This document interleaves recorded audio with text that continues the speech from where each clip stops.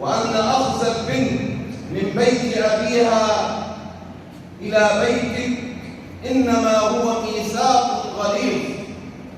وراجع القرآن الكريم، القرآن بين أيدينا، تصفح القرآن سورة سورة، لن تجد كلمة ميثاقا غليظا إلا في حق الزوجة وفي حق النبيين فقط. هذه الكلمة لم تجد في القرآن إلا في حق الأنبياء، عندما أخذ الله الميثاق على الأنبياء في سورة الأحزاب التي كان يقرأ فيها أخونا الكريم.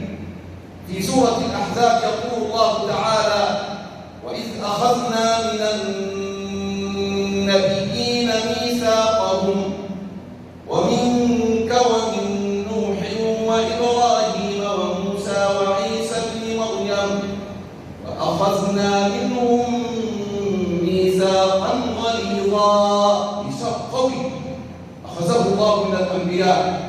وتأتي هذه اللفظة مكررة في حق الزواج في سورة النساء: وإن أردتم استبدال زوج مكان زوج وآتيتم إحداهن قنطارا فلا تأخذوا منه شيئا أتأخذونه بهتانا وإثما مبينا وكيف تأخذونه وقد أفضى بعضكم إلى بعض وأخذن منكم ميثاقا غليظا.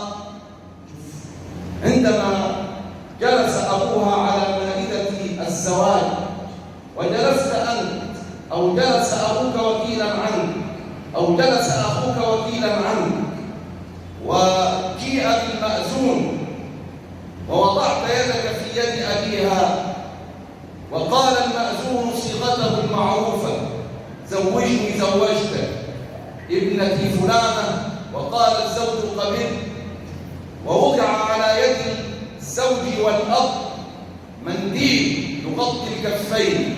لماذا وضع هذا المنديل؟ لماذا يوضع المنديل على كف أو العروسة أو والد العروس وعلى كف الزوج؟ لماذا؟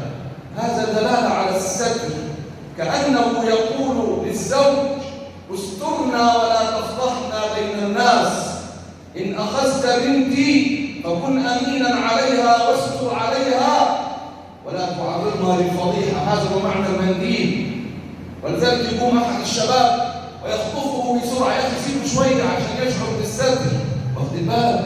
فكأنه يقول للزوج: أعطيتك بنتي فاسترنا ولا تعرضنا للفضائح، وإن رأيت منا سوءا فكن ستيرا علينا، كن ساترا علينا. لكن للأسف ما نراه في واقعنا يخالف ما يكون على مائدة الزواج.